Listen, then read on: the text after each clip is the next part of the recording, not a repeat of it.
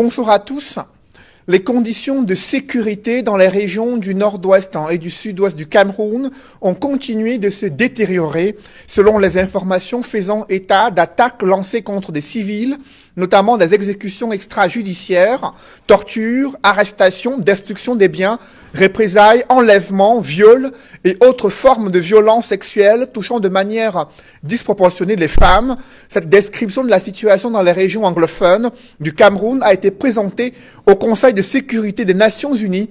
Selon le représentant spécial du secrétaire général de l'ONU pour l'Afrique centrale, cette recrudescence de la violence entrave l'accès humanitaire. Pourtant, ils sont déjà près de 679 000 personnes déplacées dont la protection est compromise. 58 000 autres personnes ont cherché refuge au Nigeria.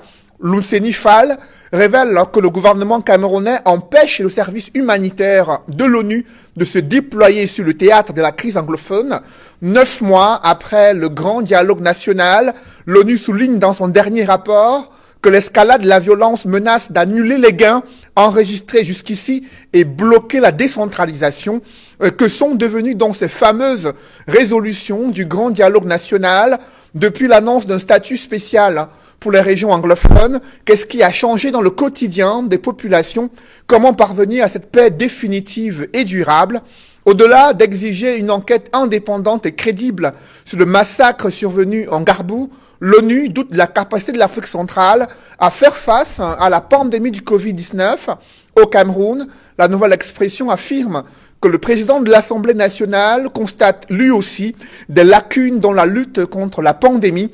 Dans son discours lors de l'ouverture de la session parlementaire du mois de juin 2020, Kavaye Djibril déplore l'absence des centres spécialisés de prise en charge dans les 10 régions du Cameroun, une campagne timide de dépistage massif et l'insuffisance des kits de protection en zone rurale.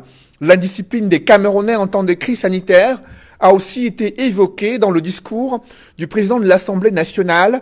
Au regard des chiffres officiels, 9 572 cas positifs au Covid-19 à la date du 13 juin 2020, 275 décès et 5 570 cas guéris selon le ministère de la Santé publique.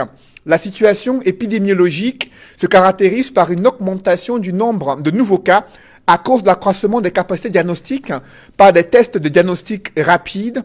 Quelle est l'évaluation de la gestion de la crise sanitaire à l'heure actuelle? Que font les parlementaires pour contrôler l'action gouvernementale en ces temps de crise? Mesdames, Messieurs, bienvenue dans cette émission, les questions brûlantes d'actualité qui constituent le statut de droit de réponse. Émission où le choc des idées fait jaillir la lumière des analyses effectuées par des experts de haut vol. Et pour cette nouvelle édition de droit de réponse, je reçois sur ce plateau Serge Sora. Bonjour. Bonjour et merci pour m'avoir fait l'honneur d'être votre invité. Bonjour à tous vos téléspectateurs au Cameroun et à travers la diaspora. On sait que Equinox sans publicité est l'un des médias phares aujourd'hui au Cameroun. Un bonjour aussi tout particulier aux militants et aux sympathisants de l'Union des populations du Cameroun. Dans un contexte de confinement sanitaire, vous savez que l'UPC subit un confinement politique forcé depuis quelques années, mais nous disons aux auteurs de cette macabre situation que l'UPC comme un roseau est là, il rompt, mais il va plier, mais il ne va jamais rompre, parce que rompre l'UPC, c'est détruire le Cameroun. Vous êtes, vous l'avez dit vous-même, militant de l'Union des populations du Cameroun. Merci d'être avec nous ce dimanche. Sur ce plateau de droit de réponse, il est l'un des éditorialistes au quotidien La Nouvelle Expression, consultant ce droit de réponse, Edmond Kambia. Bonjour Edmond. Bonjour Cédric Noufélé, je salue les copanélistes. Mes amitiés et mon affection sincère à tous les téléspectateurs fidèles de cette émission. Autre panéliste sur droit de réponse, c'est Fa Elvis Taillon, représentant du MRC et ses alliés. Fa Elvis Taillon, bonjour. Good morning, Cedric. Good morning to the fellow co-panelists who are present here. Of course, good morning to the President-elect, Professor Maurice Kamto, Mr. Penda Ekoka, and also to a host of others, even President Abel Zonga, who are all with us. But remember that tomorrow, Monday, you know that the issue of Vice President Mamadou Mouta comes up again tomorrow. It has been suffering several adjournments alongside with Moutago, Silvanos, and a host of others. I think that this is the time the state must be able to put in place justice in its real cause, because we have been taking too many things for granted and for long. Et je tiens à préciser que la hiérarchie du RDPC a mandaté Marlise Doualabel pour être la représentante du parti au pouvoir sur ce plateau, et à la dernière minute, elle a fait part de son indisponibilité. Plusieurs autres cadres militants du RDPC ont été sollicités en vain jusqu'à cette heure, et il reste encore attendu sur le plateau droit de réponse. Je tiens à le préciser, la hiérarchie du RDPC a mandaté Marlise Doualabel comme invitée, représentante du parti au pouvoir sur le plateau droit de réponse. Elle a fait part de son indisponibilité à la dernière minute, et plusieurs autres militants du RDPC ont été sollicités jusqu'à cette heure. Il reste attendu. D'entrée de jeu avec vous, Fa Elvis Taillon, la situation dans le nord-ouest et le sud-ouest, au-delà de la crise sanitaire qui a préoccupé tous les esprits, il y a la situation sécuritaire continue de se détériorer. Selon le dernier rapport du représentant spécial du secrétaire général des Nations Unies pour l'Afrique centrale, vous qui étiez ces derniers jours à Bamenda et à Buea, est-ce que vous confirmez que la situation continue de se dégrader? Quel est le regard que vous portez aujourd'hui sur l'évolution de la situation sécuritaire dans ces deux régions? Well, Nufele, the bitter truly know, from time to time, MRC had always been on the course of using the adage that no to the war in the northwest and the southwest. And most of the time we have spoken, and many of the regime barons in Yaoundé told us that everything is under control. Cedric, I'm coming from Bamenda, and I must be able to tell you that the reports you get, as you are mentioning, is very correct. The situation is worsening day in, day out. I spoke to a host of others who told me that national dialogue went up, it came down, and all the like. And as I said, that was a masculine dialogue because the reflection on the ground is not as per se. Now, I was in Bamenda. On Sunday, one person was gunned down around in front of me at Azul Ulchurch Junction in broad daylight by armed non-state actors who called him Black Legs. Right, that is that. We know that 2 workers of the divisional officer from Bingui Central were equally intercepted in Bamenda, and the third one is even nowhere to be found. You could imagine the situation. Now, when you go around Bamenda, I was intercepted 2 times. Where I was intercepted around Tarikon and also around a place called Tassing by the non-state armed groups. Of course, there's an intelligence move. The military have their intelligence move. They don't put on uniforms.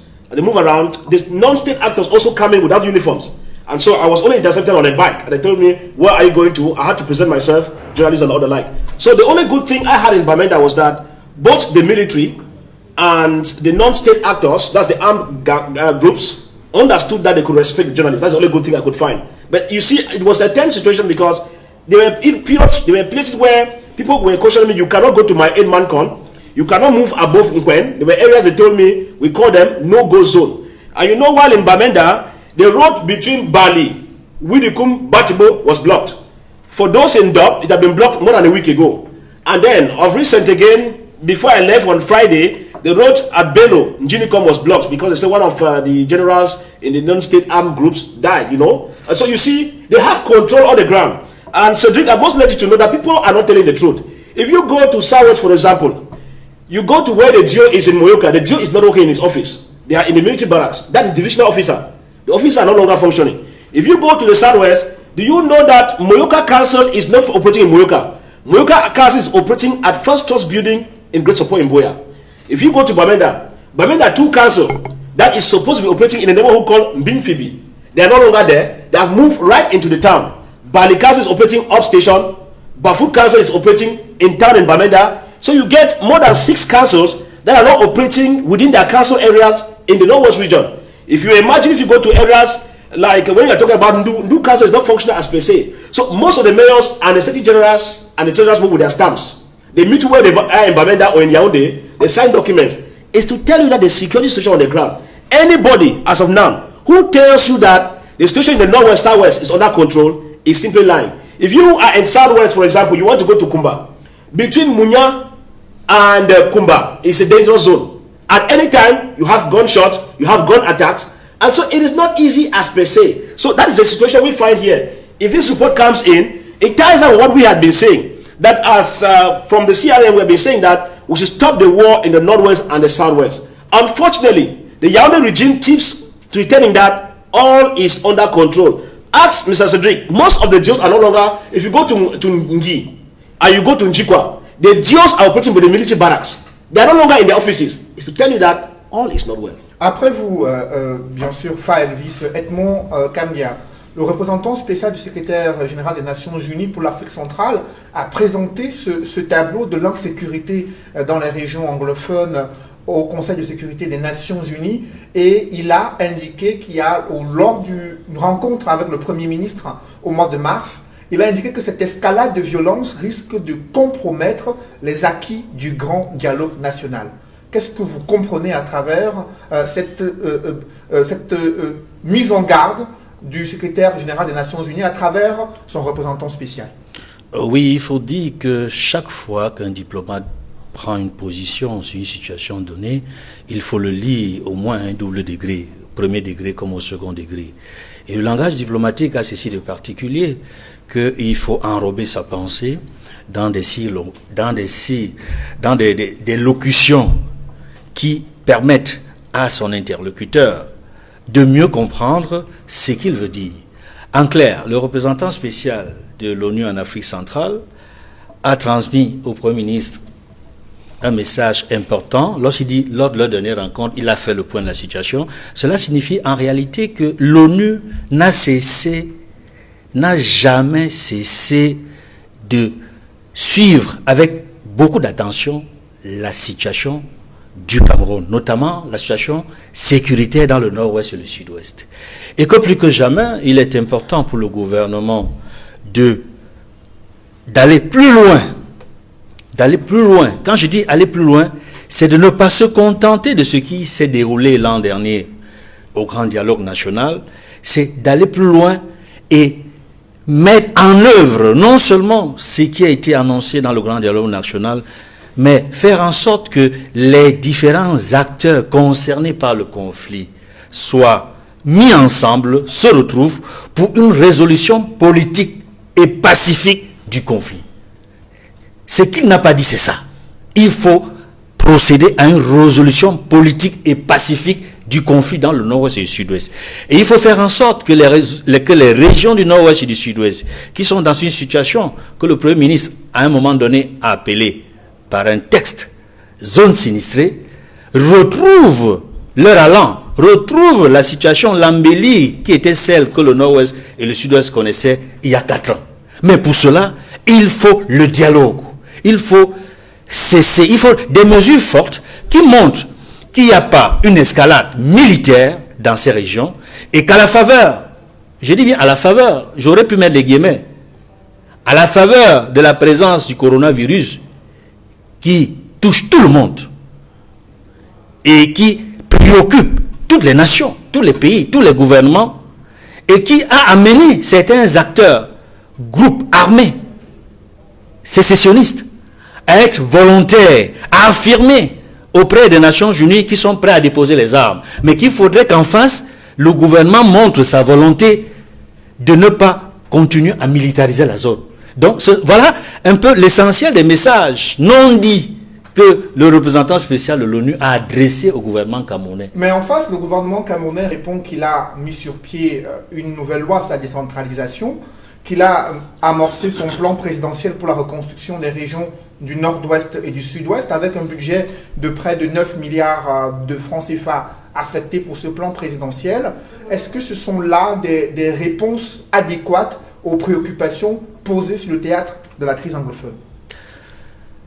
Ces mesures sont bonnes, mais elles sont insuffisantes et difficiles à implémenter. Pourquoi elles sont difficiles à implémenter? Tout simplement parce que la paix et la sécurité ne sont pas de retour dans le nord-ouest et le sud-ouest. On ne peut pas, de manière pratique et concrète, concrétiser c'est que le budget qui a été alloué à ces communes le soit sur le terrain. Tout simplement parce que, M. Elvis nous le disait tout à l'heure, tous les exécutifs communaux de la plupart des communes du nord-ouest, pour l'essentiel, se retrouvent à Bamenda.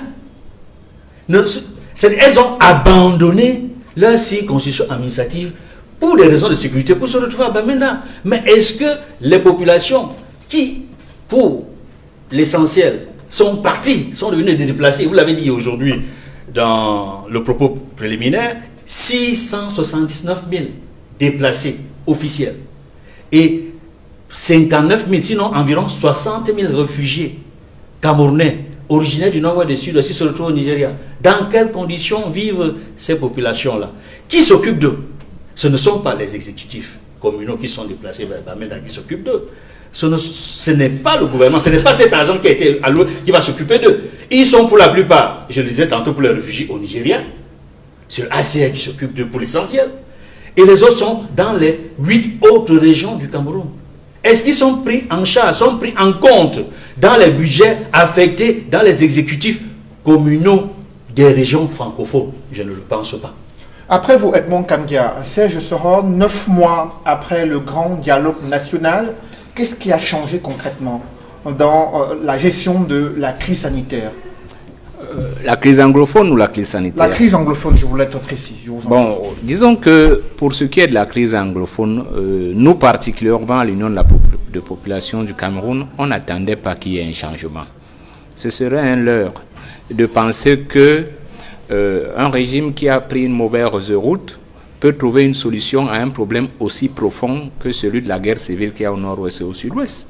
Parce que les origines de la guerre ne sont déjà pas admises par ceux qui nous gouvernent. Ils ne veulent pas comprendre. Et c'est pour ça que moi je vais saisir cette occasion pour m'adresser à 3 catégories. Aux compatriotes du nord-ouest et du sud-ouest, aux gouvernants et à l'ONU. Et je commencerai par elle. Parce que la crise du Cameroun est, Moutandi, similaire à celle du Biafra.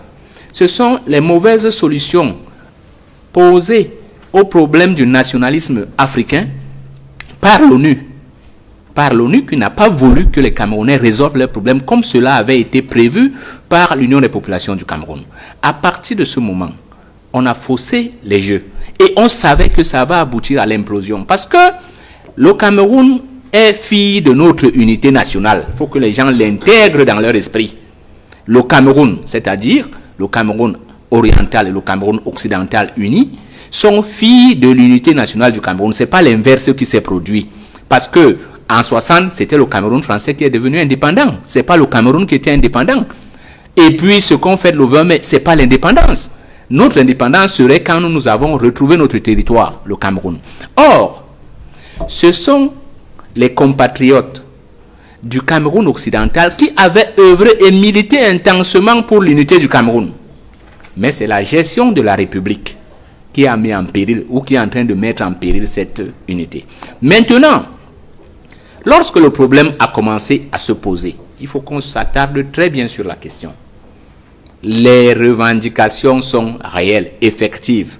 Elles sont là. L'échec de la gouvernance depuis 1958. Ça, c'est clair. D'autant plus clair que la crise là peut se poser dans toutes les autres régions avec raison. C'est-à-dire que tous les Camerounais peuvent prendre les armes et commencer à exiger qu'ils soient gouvernés de manière démocratique et pour le bonheur de leurs enfants et de leurs petits-enfants demain. Ça, ce serait justifié parce que nous sommes en état de catastrophe sur tous les plans. On ne va pas appeler à l'insurrection. Non, je n'appelle pas. J'ai dit ils peuvent. C'est-à-dire ils peuvent. Ça veut dire qu'ils sont tellement... Cédric, faites un tour à Douala. Prenez des photos de Douala de 78 à 88. Et vous prenez les photos de Douala maintenant. Mais vous allez commencer à chasser tous ceux qui gouvernent le Cameroun. Seulement les Camerounais, dans leurs réflexions et dans leurs propositions au quotidien, disent qu'on peut faire autrement. Ceux qui gouvernent ne veulent pas l'entendre. Le choix de prendre les armes est un mauvais choix. Je dis aux sécessionnistes, ce n'est pas ça la solution. Parce que cette guerre ne sera jamais gagnée de cette manière. Ça s'est passé au Biafra. Il faut regarder, il faut interroger l'histoire. Les Ibo s'étaient retrouvés dans la même situation, pourchassés dans certains territoires du Nigeria. Bastonnés, assassinés, exclus de la scène politique, surtout après le coup d'État d'Ironzi, qui était un Ibo et qui avait voulu mettre fin au fédéralisme. Les Ibo étaient devenus les moutons noirs du Nigeria. Mais lorsque Ojukwu, face à ce problème, décide de faire sécession, il complique encore la situation. Parce qu'un coup d'œil rapide va montrer que même ceux qui voulaient le soutenir vont rentrer dans des alliances incompréhensibles. Les États-Unis ont commencé à soutenir le gouvernement fédéral du Nigeria avec l'Union soviétique d'un même côté. pendant que la France, qui était du bloc de l'Ouest, commençait à soutenir le Biafra. Donc, c'est ces scènes-là que, pourquoi nous sommes là? Parce qu'il faut aller vite. Qu'est-ce qui complique dans le cas du Cameroun? Dans le cadre du Cameroun, en réalité, le dialogue était une fausse solution. Il y a eu des résolutions. Les gens ont posé lesquelles? On vous dit qu'on veut faire un statut spécial pour une région et on applique la même chose à toutes les régions. C'est la même chose qu'on va appliquer à toutes les régions, ça ne sera pas spécial au cas. Le premier problème qu'ils ont posé, c'est quoi? C'est celui de la nature de l'État. Moi, je reviens sur la nature, pas sur la forme. Parce que la forme de l'État, c'est comme si on vous disait tournons une page, alors que nous on dit de changer le livre. Il faut changer le livre au Cameroun. Et il faut expliquer.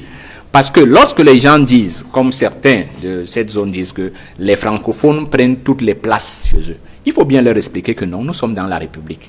Et que si c'est seulement sur ce plan que vous prenez, si on rapatrie tous les anglophones qui travaillent partout ailleurs au Cameroun, dans ces deux régions, il n'y aura plus de place pour eux là-bas.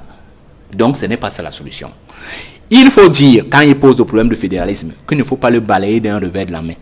Mais que dans la dynamique d'une Afrique fédérale, parce que c'est la seule solution pour que l'Afrique sorte de l'asservissement, on ne peut pas commencer les émiettements à l'intérieur, surtout quand ils sont motivés par des langues coloniales. Voilà les raisons qu'il faut leur avancer. Et il faut rappeler à ceux qui gouvernent que l'idée du fédéralisme n'est même pas un anathème. On peut être fédéral et être uni, sauf que les fondements de l'unité dans cette forme ne sont pas solides. Et il faut donc leur dire que la différence fondamentale entre la décentralisation, c'est-à-dire la fédération administrative, et la fédération, c'est-à-dire la décentralisation constitutionnelle, ce n'est pas tant les éléments qu'on dénonce, mais c'est les pouvoirs qu'on confère effectivement au peuple qui puisse les exercer à tout moment. Nous sommes dans des dictatures. Ça, c'est depuis, comme nous avons imité le général de Gaulle dans ses constitutions, nous avons créé des empires. Tout part du président de la République et tout finit chez le président de la République. Ce qui fait que, en réalité, nous avons installé une situation où seule la violence commence à apparaître pour certains comme une possible solution. Et ça, il faut faire attention. Et c'est pour ça que l'Union de population dit, saisissons l'occasion de cette crise pour résoudre le problème qui n'avait pas été résolu en 1959 quand on a appelé à la table ronde. La table ronde consistait à définir les pouvoirs qu'on va donner au peuple camerounais de manière permanente pour qu'il exerce sa souveraineté. Si on l'avait fait, nous ne serons jamais à genoux dans l'asservissement monétaire. Si on l'avait fait, on ne serait pas à genoux dans l'asservissement sécuritaire parce que nous n'avons pas des armées en Afrique. On n'a rien. Ça veut dire que tout le monde peut manipuler tout le monde en Afrique pour créer une guerre comme celle au nord-ouest et au sud-ouest. Et c'est ce qui est en train de se passer. C'est pour ça que c'est une guerre civile qui va déranger. Parce qu'on peut neutraliser notre armée et armer les sécessionnistes. Et vice-versa. Il faut préciser sur le plateau de droit de réponse que la hiérarchie du RDPC a mandaté Marlise Doualabel pour représenter le RDPC sur le plateau de droit de réponse. À la dernière minute, elle a fait part de son indisponibilité et plusieurs autres militants de ce parti au pouvoir ont été contactés pour participer à cette émission. Avec vous, Fa Elvis Taillon, vous suivez l'analyse que fait Serge Soros sur l'évolution de la situation sécuritaire dans les régions du nord-ouest et du sud-ouest. L'UPC appelait à un véritable dialogue en 1959. Le gouvernement a décidé de s'y résoudre en 2019 avec un grand dialogue national, des résolutions qui étaient axées sur l'accélération de la décentralisation, également un statut spécial pour les régions du nord-ouest et du sud-ouest. 9 mois après, est-ce que le quotidien des populations a changé dans ces deux régions du Cameroun? Well, Cedric, you know that from the inception of the issues of the Anglophone crisis, you know I speak as someone who comes from that region and badly touched, because any bona fide Anglophone has a story to tell. Either the house has been burnt, or a relative has died, or one thing or the other, or he has been displaced. And you know, some of us came to Douala here under what they call IDPs. We were displaced from Bamenda, where I was working originally. Now, when you look at the issues as you are mentioning, you know, the main issue on the dialogue, as we have been saying, is that when you put in place wrong formulas, you get the wrong answer. There is no magic in it. That is mathematically. You cannot put in place, you formulate wrong formulas and you think that you arrive at the answer. It cannot go. And you will bear with me that we were not part of the dialogue, because we knew that it was a masquerade dialogue that brought together sympathizers of the ruling party, the CPDM. I am even sad if they were here, we should have been able to address them, because The regime is where it is today because the CPDM and the regime are all one. Now, when you look at the issue of national dialogue, I told them on several platforms, we have said that, we have told them on several platforms that when it comes to dialogue, Cedric, in conflict resolutions, you cannot engage in a meaningful dialogue without stakeholders involved in the problems on board. Mais ils ont été invités, Faelvis. On a vu des invitations adressées à certains leaders des mouvements séparatistes anglophones résidant en Europe et aux États-Unis. A wrong move. You know, we were of the opinion, we have said over and over, when you hold a dialogue, who are the principal actors? The Ayuk, Tabe, Ko, and Seseko and the rest. They are part of that problem. And so if you call a dialogue, and you hold some in jail, and you call other leaders who don't have the influence to stop the war, you are wasting your time. There's no shortcut. We have told Yaoundé regime that administrative authorities in the north and west. But I will tell you that I keep blaming the United Nations. Even if they say it is better to be late than never, as the representative of the United Nations is coming up now, but we are saying these are issues that would have been brought under control since. Remember, we are sympathizing with those who lost their life in Boka village, where more than 11 of them were killed of recent in Bui division. You get the point? In a special operation. And so each time the operation takes place, you know, the civilians are always the ones to pay the prices of these incursions. And at the end of it, when we come on platform and we say that the war in the Northwest and Southwest should be stopped by the government of Yaoundé implementing a genuine dialogue, some people say we want to destabilize this nation. Some people think in Yaoundé that they are more patriotic than others. And that's where you find yourself where we are today. Look at the issues if you go to Southwest. Kumba, within Kumba, even Kumba 1, Kumba 2 and 3 councils are not functioning very well as they're supposed to function. If you go over to Toko Council, Kumbo Etimbi, Kumbo Abedimo, Nwa, Furawa Council, Akwaya, they are not operating as per se. Mais face aux critiques que vous émettez, le gouvernement estime aussi que l'opposition est en train de déresponsabiliser les groupes armés de la situation qui se dégrade à l'heure actuelle. Le gouvernement accuse ces groupes armés de ne pas faire aussi preuve de bonne volonté en baissant les armes, comme le chef de l'État l'a demandé, en rejoignant les différents comités de désarmement, démobilisation et réintégration pour qu'ils puissent retourner dans une vie normale et également participer à la gestion locale de leur communauté. Que pensez-vous de ces arguments-là? Nufele, that argument is a vague one. You know, we are in a kangaroo system, a system that moves in a disorderly manner. You know, when you are in the state of war, the moment your rival picks arms, you cannot control it by giving order as you think. Cedric, the government can control you and I because we are under the whims and caprices of the government. But the moment an individual takes AK-47 and gets into the bush, if you cannot catch him and kill him, you don't order him as you think. That's why I say that we have an arrogant regime. An arrogant regime.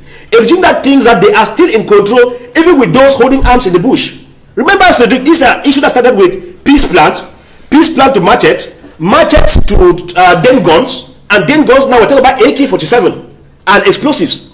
It means that as the days go by, I am surprised that Yaoundé regime is sleeping. Because where we are now, Yaoundé cannot say that you expect the people in a conflict, Mr. Cedric. Once there is lack of trust, you cannot call the other party to dance to your tune. Because those who were forced to go into the bush and to hold arms, they doubt the government. That's why I keep on telling you that, Cedric. The manner in which Yaoundé regime has been trending with this Anglophone crisis to 4 years and above means that the only way we can solve it is when a third party comes in. Because there is every indication that the people in the bushes no longer trust the government. And so when you sit in Yaoundé, in your comfort zone, you make a press conference and say, deposit the SAM. It does not function like that because you did not give them the SAM. You did not give them the weapons. So you need to pass through dialogue means, get into those who control those boys, and get to dialogue. They are the ones, Mr. Cedric, who can tell the boys, okay, hold on your firearms, let us dialogue here. But you cannot hold somebody to bring arms when you do not give him the arms. You are not the one who gave him the arms to fight, and so you cannot control him. And that's what Yaoundé regime is sleeping and daydreaming every day. Après vous, Elvis, il y a quand même une volonté du président de la République de construire cette confiance pour amener ces groupes armés à déposer les armes. On a vu les actions menées par le chef de l'État et le Premier ministre avec vous, Edmond Kambia, dans un souci d'envoyer des signaux positifs aux populations des régions anglophones. Le président de la République a dit que son Premier ministre, à chaque fois, est originaire du Nord-Ouest et du Sud-Ouest. On a vu des postes de souveraineté au sein du gouvernement qui ont été attribués à des personnalités venant de ces deux régions du Cameroun. Il y a eu la résurrection de ce projet de construction du port autonome de Limbé et d'autres projets infrastructurels qui sont annoncés dans ces deux régions du Cameroun. Pour vous, ce sont des gages d'une bonne volonté du gouvernement de vouloir construire cette confiance pour amener la paix? Disons que de le rappeler, notamment au niveau des postes importants dans la République, qui sont depuis plusieurs décennies accordés à nos frères et sœurs des régions du Nord-Ouest et du Sud-Ouest, notamment le poste de Premier ministre, depuis notamment 1992, avec Achidi Achou et jusqu'à ce jour, avec Dion Gouté, nous constatons que c'est une bonne volonté. Mais cette bonne volonté ne suffit pas, parce qu'en réalité, le Premier ministre, chef du gouvernement, n'a pas assez de pouvoir. Il n'a pas suffisamment de pouvoir qui puisse, à travers des décisions, impacter sur la vie des Camerounais. On l'a vu depuis quelque temps, c'est assez difficile. On a constaté même que parfois, au sein du gouvernement camerounais, il y a eu ce qu'on a appelé la cacophonie gouvernementale. À telle enseigne que le chef de l'État, lors de sa sortie du 19 mai dernier, a dû demander au Premier ministre, chef du gouvernement, de reprendre la main, que c'est lui le patron du gouvernement, parce qu'il s'est rendu compte que à travers les actes, les actions, notamment dans la bataille contre le coronavirus, le Premier ministre prenait des mesures qui étaient suivies, accompagnées et exécutées par le ministre de la Santé, mais il y avait d'autres ministres autour du ministre de la Santé qui posaient des actes qui allaient à l'encontre de l'harmonie nécessaire pour qu'il y ait un bon suivi dans la lutte contre la propagation du coronavirus. C'est pour vous dire qu'en réalité, au niveau des postes ministériels, c'est insuffisant, largement insuffisant. C'est symboliquement important, mais c'est insuffisant aujourd'hui. Avec la guerre qui dure depuis plus de 4 ans dans le Nord-Ouest et du Sud-Ouest, j'ai le sentiment que le problème n'est plus au niveau des postes que nos frères et sœurs réclament au sein de l'État ou du gouvernement. Ce n'est plus au niveau des éléments symboliques des institutions républicaines. Ils veulent plus de pouvoir, notamment des pouvoirs qui permettent le développement des populations là où elles se trouvent, notamment dans les communes, dans les régions. Et je ne suis pas certain que la proposition qui est sortie du grand dialogue national, qui prévoit un statut spécial pour les régions du Nord-Ouest et du Sud-Ouest, apportera quelque chose de nouveau. Pour la simple raison qu'elle n'est pas différente fondamentalement sur le fond des prérogatives qui seront octroyées aux chefs des régions, notamment aux conseils régionaux dans les régions francophones. Ce sera pratiquement la même chose. C'est juste qu'il s'est passé quelque chose, qu'on a créé une assemblée des chefs, mais qui n'aura pas de pouvoir puisque c'est l'État, c'est le responsable de l'État qui sera au-dessus de l'assemblée des chefs dans la proposition qui est faite dans le statut spécial. Donc il faut aller plus loin que ça. Et quand je dis il faut aller plus loin que ça, je rejoins le message du représentant du secrétaire général de l'ONU en Afrique centrale qui vient de mettre des signaux importants. J'ai dit c'est important parce que nous sommes 1 an après la réunion informelle qui s'est déroulée l'an dernier. Vous savez, en mai 2019, il y a eu cette réunion informelle où l'ONU, le Conseil de sécurité, s'est réuni sur la situation du Cameroun. Et 1 an après, il s'agit de faire une évaluation solide. Parce qu'il faut comprendre qu'aujourd'hui, le Conseil de sécurité veut évaluer à nouveau l'évolution de la situation, non seulement des droits de l'homme au Cameroun, la situation humanitaire globale, mais la situation humanitaire et des droits de l'homme dans les régions du Nord-Ouest et du Sud-Ouest. Et cela implique nécessairement les questions sécuritaires, pour lesquelles aujourd'hui il y a des milliers de morts dans le Nord-Ouest et le Sud-Ouest. Aujourd'hui, il est difficile de savoir exactement combien de morts nous avons dans le Nord-Ouest et le Sud-Ouest, puisqu'il y a des morts presque tous les jours. Je vous dis, il y a des morts presque tous les jours.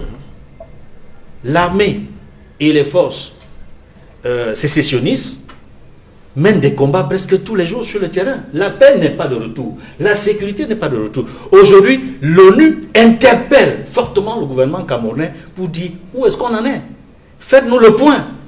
Parce que si le gouvernement ne montre pas un signal fort, ne rassure pas les Nations Unies, je crois que dans les semaines ou les mois à venir, le Conseil de sécurité va probablement se réunir dans le cadre d'une réunion formelle sur le Cameroun. Et à ce moment-là, des décisions seront prises avec un impact réel sur le terrain. Vous l'avez dit, il y a un an, une réunion informelle s'est tenue pour faire le point sur la situation humanitaire. Serge Soro, lorsque vous suivez la présentation de la situation un an plus tard, c'est-à-dire en juin 2020, avec ces exécutions extrajudiciaires, ces viols et autres formes de violences sexuelles de façon disproportionnée sur des femmes, quelles conséquences d'une telle guerre qui dure depuis 4 ans sur les populations civiles, sur ces jeunes et ces femmes dans le nord-ouest et le sud-ouest? Bon, la première, n'est-ce pas, conséquence qu'on pourrait craindre pour le Cameroun, c'est que l'exemple fasse des émules ailleurs. Parce que vous savez, quand une guerre commence à durer dans le temps, eh bien, il se crée, déjà elle est en place, une économie de guerre qui enrichit pas mal de gens dans tous les côtés. Moi, je ne suis pas surpris que si on mène une enquête approfondie au niveau du gouvernement camerounais, on va trouver qu'il y a des gens qui tirent les marrons du feu dans cette guerre. Un peu comme on l'a appris plus tard avec les enlèvements d'otages au début de Boko Haram. Et c'est l'occasion pour moi de dire que le grand dialogue national était un miroir aux alouettes. C'était un miroir aux alouettes, pourquoi? Parce qu'on a voulu prendre des choses qui étaient proposées il y a des décennies avant, sans appeler ceux qui proposaient cela, pour leur demander comment ils comptaient faire. Et je m'en vais leur dire comment on fait dans ces situations. Il faut créer d'abord un groupe de contact préliminaire, c'est-à-dire des gens volontaires qu'on demanderait aux sécessionnistes de recevoir, parce que c'est comme ça qu'on amorce le problème. Et ces gens recueilleraient des engagements préliminaires des sécessionnistes qui pourront dire, ok, pour que nous on dépose des armes, vraiment, il faut ça, ça, ça, ça, ça. Et après cela, on viendrait présenter cela au gouvernement, parce que le Cameroun a encore un gouvernement, même si le gouvernement, dans ce régime, je vous le redis, c'est le président de la République. Il n'y a pas un autre gouvernement. Le premier ministre, c'est comme un ministre adjoint, parce que le vrai premier ministre, c'est encore le président. Et donc, une fois qu'on va passer cette étape, on va choisir à l'intérieur du Cameroun des facilitateurs. Parce que nous, on avait dit qu'il faut créer des casques blancs camerounais, Camerounais avec K, pour dire qu'il ne s'agit pas du Cameroun oriental. Parce que la République du Cameroun, là, c'est le Cameroun oriental, c'est le Cameroun français. Ce n'est pas le Cameroun tel qu'il est né après 61. Ce n'est pas le Cameroun. La République du Cameroun, c'est la République du Cameroun oriental qui a été indépendante le 1er janvier 60 avec Aïdjo. Et c'est ça que Biya a refait. Voilà déjà un premier problème. Et on devrait mettre ça sur la table. Une fois qu'on va atteindre cette étape, on peut donc venir demander aux uns et aux autres quelles sont leurs conditions pour un cessez-le-feu. C'est à ce moment-là qu'on peut commencer à envisager un éventuel probable dialogue. Pour vous, le comité de désarmement, démobilisation... Non, vous démobilisez qui? Vous désarmez qui? A-t-il été mal pensé? C'est un faux comité. Je dis c'est un gouffre à sous. C'est un gouffre à sous pour rien. Moi, j'y suis allé pour leur demander, pour leur faire des propositions, parce que j'ai une expérience ailleurs sur certaines questions. Mais je continue à dire, et les latins le disent souvent, abusum usum non valet sequentia. Si vous partez des bases fausses, vous n'allez nulle part. Vous perdez la route, vous perdez votre temps. Il faut qu'on s'asseye, qu'on ait le courage. Et je dis que la personne qui peut le faire, c'est le président de la République, son Excellence Paul Biya. Au Cameroun, il n'y a que lui. Le système présidentialiste que Edgar Faure avait mis dans les constitutions des républiques bananières que nous avons là, fait que il n'y a que Paul Biya qui peut résoudre ce problème. Aucun autre ministre ne peut rien faire. Non, ce mandat, on sait comment ça se passe. Cédric, voilà comment ça se passe. Vous allez discuter avec les populations, et c'est les populations qui ont pris les armes. Ce n'est pas les populations qui ont pris les armes. Il y a des sécessionnistes et il y a des fédéralistes, on les connaît. Les gouvernants camerounais sont mal placés, anglophones ou francophones, parce qu'il s'agit d'une élite de Compador qui a fait main basse sur le Cameroun depuis et qui ne veulent pas partir. C'est eux qui veulent rester là. Et en préparant leur fils, on se voit comment ça se fait. Dans ces comités, il n'y a que 2 catégories de personnes ou 3. Les oisifs et les incompétents, souvent les 2 à la fois. Parce que vous savez, dans ce pays, souvent quelqu'un, parce qu'il est haut placé, il force pour qu'on mette son fils dans une école, en disant non, même s'il n'est pas qualifié, quand il va sortir, c'est là dans un bureau. Et ce sont ces gens qui sont dans les comités là, qui veulent résoudre le problème. Ils n'ont pas d'expertise pour le faire. Ils n'ont pas d'expertise pour le faire. Et pourquoi le chef d'État doit-il reprendre la main sur ce problème? Parce que le chef d'État est au soir de sa vie et on pense que... Moi, j'ai toujours dit dans les plateaux qu'il ne s'agit pas de l'individu Biya. Pour l'individu Biya, c'est l'une des plus grandes réussites qu'une famille puisse espérer. C'est-à-dire que ton fils naisse, il grandisse, il fasse de bonnes études, il rentre au Cameroun, il trouve le travail et il finit président. Et en tant que président de la République? De la République. Ça, vraiment, chaque père de famille doit être fier de son fils. Mais c'était un mauvais système. Ces gens ont été préparés, il a dit lui-même, à travers un sketch camerounais qu'un célèbre humoriste camerounais aime réciter. Il a dit qu'il est employé de la France. Et il est dans les meilleurs employés de la France. Et l'Afrique n'a plus besoin d'employés de la France. Mais le président de la République... Maintenant, il faut préciser qu'il prenne le courage. Avait dit qu'il était un meilleur élève. Mais c'est ça que ça veut dire, non? Quand vous êtes élève de quelqu'un, vous allez devenir quoi après? Maintenant, il a une chose. C'est qu'il a traversé l'histoire. Il a vécu l'histoire. Et il a fait l'histoire. Parce que l'histoire du Cameroun, qu'on le veuille ou pas, Biya est l'un des acteurs qui compte. Et il a la chance maintenant de sortir par la bonne porte. Parce que les chrétiens disent que là où le péché a abondé, la grâce a surabondé. Même un dernier geste pourrait faire que tout ce que les gens pourraient reprocher à ce régime soit absous en résolvant un problème que l'ONU, la France et la Grande-Bretagne avaient refusé de résoudre parce qu'on voulait museler l'union des populations du Cameroun, parce qu'on voulait brider le développement de l'Afrique. Voilà le vrai problème. Il ne faut pas qu'on s'arrête aux conséquences, parce que là, on est encore en train de gérer les conséquences. Attaquons-nous aux causes. Et lorsqu'on va aborder la Covid maintenant, voilà une bonne opportunité. Mais voilà des pays qui n'arrivent même pas à fabriquer des blouses, qui n'arrivent pas à fabriquer des t-shirts pour leurs soldats et qui disent qu'ils vont nous défendre, ils ont une souveraineté. Ce n'est pas possible. Changeons de livre. Tout à l'heure, Serge Soro. Edmond Kamdia, entre 2016 et 2020, le président de la République a signé plusieurs actes présidentiels pour répondre aux préoccupations de ces populations du nord-ouest et du sud-ouest. Est-ce que cela n'est pas une preuve que le chef de l'État reste attentif à l'évolution de la situation dans les régions anglophones et qu'il essaye de répondre à ces préoccupations tout en défendant la décentralisation qui, pour lui, est le meilleur système de gouvernance pour permettre aux populations de se développer? Il faut reconnaître que le gouvernement a fait des efforts, de nombreux efforts d'ailleurs sur le plan sectoriel, en ce qui concerne notamment sur le plan de l'éducation, a répondu aux consortiums, notamment aux nombreuses revendications qui étaient faites par les syndicalistes des régions nord-ouest et sud-ouest, même si ces revendications n'ont pas été toutes soldées. Il y a des efforts qui ont été faits au niveau de la justice, puisqu'il faut rappeler que les avocats des régions nord-ouest et du sud-ouest anglophones avaient formulé un certain nombre de revendications qui ont trouvé des solutions au niveau de la traduction en anglais, n'est-ce pas, de tout ce qui concerne le système OADA. Il y a eu des efforts dans ce sens. Il y a des efforts également qu'il faut le rappeler au niveau de l'ENAM, au niveau de la formation des étudiants par rapport à la common law. Il y a eu la nécessité de mieux former des étudiants au niveau de l'ENAM, au niveau des universités, des sections des départements pour la common law et même au niveau de la Cour suprême. On ne peut pas le nier, des efforts ont été faits par le gouvernement pour améliorer la situation et répondre aux nombreuses revendications formulées par nos frères du Nord et du Sud-Ouest. Mais il se trouve que la plupart de ces solutions, même quand parfois elles allaient au-delà de ce qui était attendu par ceux qui formulaient ces revendications, sont demeurées insuffisantes.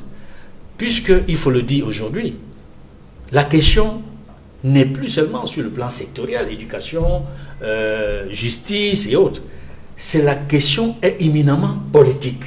Il s'agit de résoudre une question politique. Et la forme de l'État est sur la table.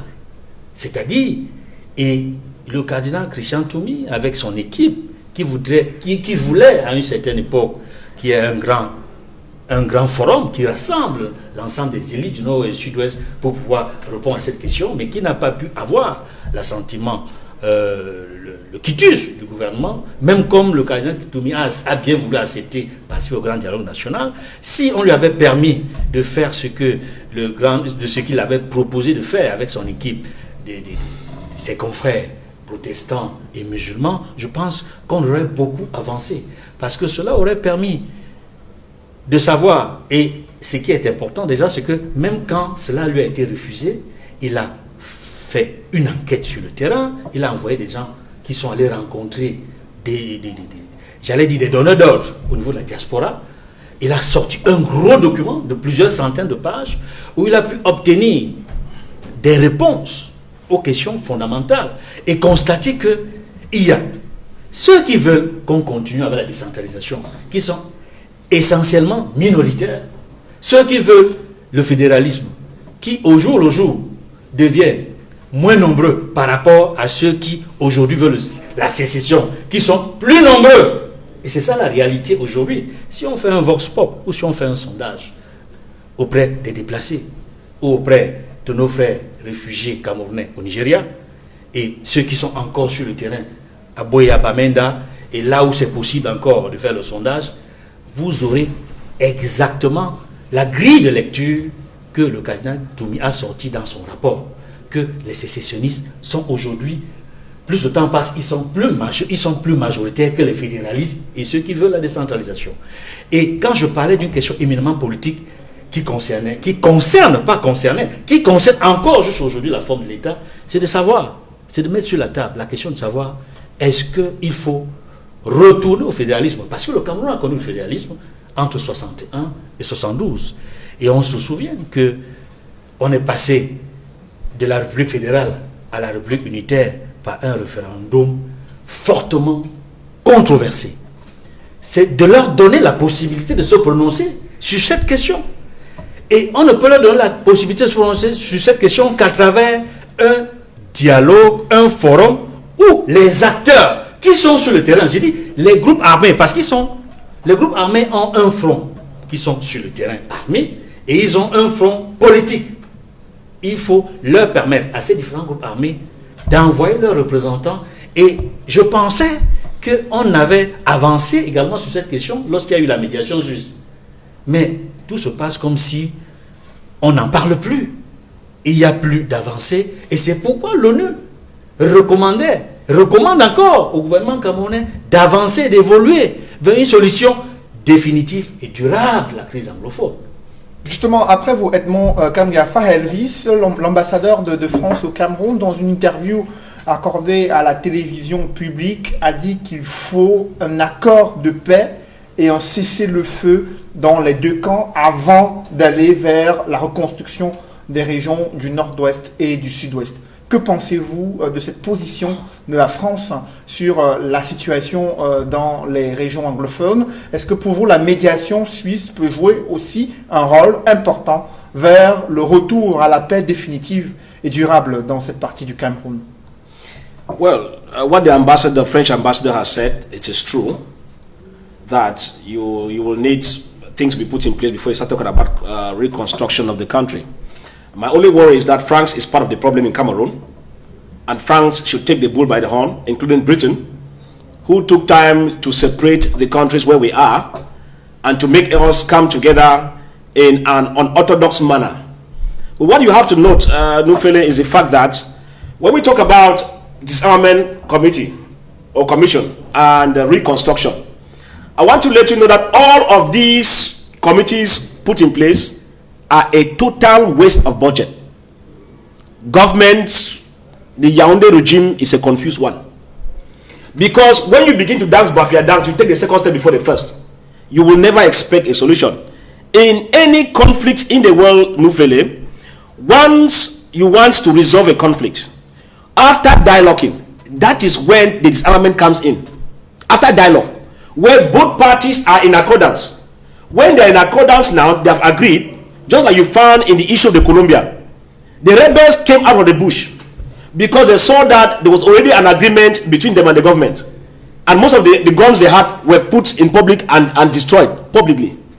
Now, in the case whereby war is still ongoing, and they bring some masquerade people to tell you that these are people who have laid down their arms. I want to tell you, even in the National Dialogue in Yaoundé, I saw a musician, reggae musician, called Hamza from Bengi, my village, who was brandished as an Amba fighter who had surrendered. Can you imagine? If you go to Nzian division, The politicians in Dian, as I speak now, are abusing the office of the Prime Minister.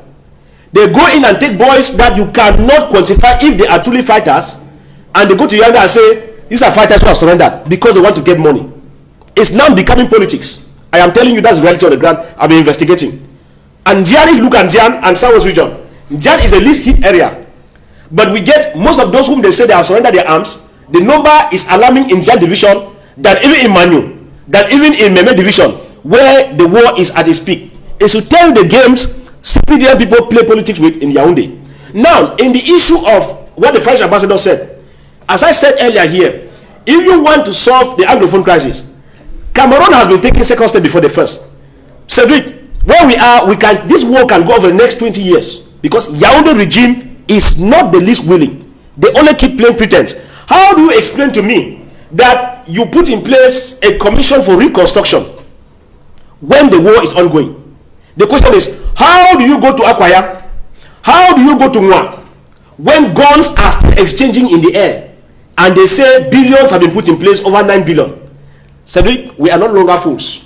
Yaoundé regime, if you want to solve this problem, the only way, as we are saying here, I will tell them today, tomorrow and forever, that if you don't bring the stakeholders, there is no way you will keep Ayub Tabe in prison. There is no way you will keep Dr. Yabacho Lucas. There is no way you will keep other leaders who are in the diaspora and solve this problem with people here, Cedric, because these people have what it takes to finance the boys in the bush. They have what it takes to talk to the boys on the bush to lay down their arms. I am sorry that Cameroon is the only country in the world who want to solve a problem by refusing to put in place the main stakeholders. That's why you find ourselves wasting budget, military budget every day. Yesterday, I saw on my platform when I went on social media, I saw a young gentleman, a soldier, was being brandished with his wife and kids when he was taking Galong in Yaoundé, and I saw them shot in Noso. You can imagine how touching it is. That many soldiers now they have left behind widows and orphans. Is it normal that in a regime we want to sacrifice young soldiers, want to sacrifice young men, civilians are caught in crossfire because we refuse to do the right thing? But I tell you, even the French ambassador talking in Yaoundé, I hold him responsible. I hold France, I hold United Nations, because these countries were supposed to have taken the bull by the horn.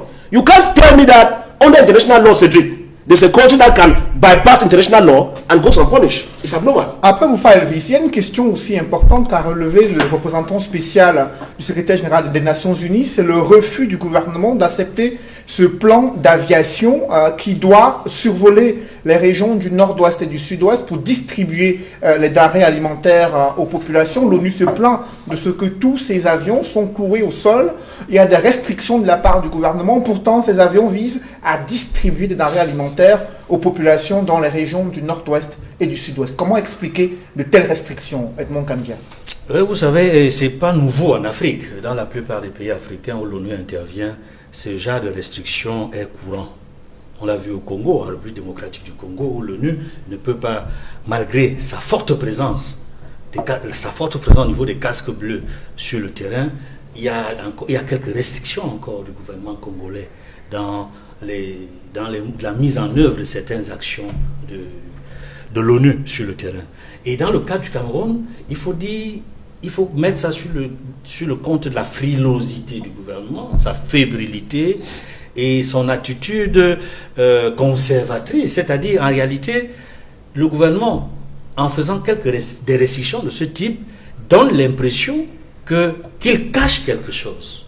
Et c'est dommage parce que le fait de ne pas faciliter ce que à l'ONU, dans le droit international, on appelle les couloirs humanitaires, de favoriser les déplacements des camions, des avions, pour pouvoir permettre d'alimenter, de donner des denrées alimentaires aux populations en difficulté, ça pose un gros problème sur le plan du droit international. Est-ce qu'il n'y a pas de crainte d'une ingérence au nom du droit humanitaire international, des soupçons qu'aurait le gouvernement sur les risques d'acheminement, que ce soit des armes ou tout autre matériel qui ne serait pas destiné aux populations en difficulté? Ce que vous dites me rappelle une forte accusation que le MINAT à Tangandi a faite à un moment donné contre les ONG, a accusé les ONG d'envoyer sur le terrain des camions, des véhicules humanitaire, mais qui en réalité portait des armes pour alimenter les sécessionnistes. Et il me semble que la fondation Aya Abine avait porté plainte à un moment donné contre l'État de Cameroun et notamment contre le MINAD pour ces accusations-là. Je ne sais pas où est-ce qu'ils en sont avec cette affaire. Mais c'est pour vous dire en réalité que dans la plupart des pays où l'ONU est confrontée à ce type de situation, c'est que le gouvernement a l'impression que l'ONU, à travers son action humanitaire, veut en réalité protéger les sécessionnistes ou les armées entre guillemets. Mais je pense que c'est une mauvaise perception pour les gouvernements comme celui du Cameroun, comme celui du Congo, comme pour beaucoup d'autres pays, qui empêchent l'ONU de faire son travail sur le terrain. Parce que la mission de l'ONU, le but c'est la paix et la sécurité internationale. Partout où il n'y a pas la paix et la sécurité et qui influe dans les États voisins au niveau sous-régional, l'ONU est obligée d'intervenir parce que c'est sa mission principale, la paix et la sécurité internationale. Le Cameroun est un État membre de l'ONU. Donc, le Cameroun est appelé à écouter les recommandations et appliquer les résolutions de l'ONU au cas où il y a des résolutions. C'est pour dire qu'en réalité, dans la situation actuelle, plus le gouvernement va faire des restrictions, plus sa situation va se compliquer au niveau des Nations Unies. Quand il faudra se réunir, s'asseoir sur le cas Cameroun pour une réunion formelle. Edmond Kangia, pensez-vous que le gouvernement va accepter cette commission d'enquête indépendante et crédible que demande l'ONU sur le cas des massacres des civils survenus en Garbou? C'est l'une des formulations qui a été faite lors de la rencontre entre le secrétaire général, représentant spécial du secrétaire général des Nations Unies, et le Premier ministre camerounais au sujet d'une enquête indépendante et crédible que demande l'ONU sur le cas de Garbou. À partir du moment où, sur le plan national, il y a une enquête, il y a une commission d'enquête qui a fait un travail, qui a associé un certain nombre de personnalités, y compris des personnalités de la société civile. Et on a vu que globalement, les résultats ont donné raison aux médias, notamment à Equinos, qui disait, et même à l'Église, notamment à l'évêque de Kumbo, qui avait affirmé qu'il y a eu des massacres dans la localité de Ngarbou.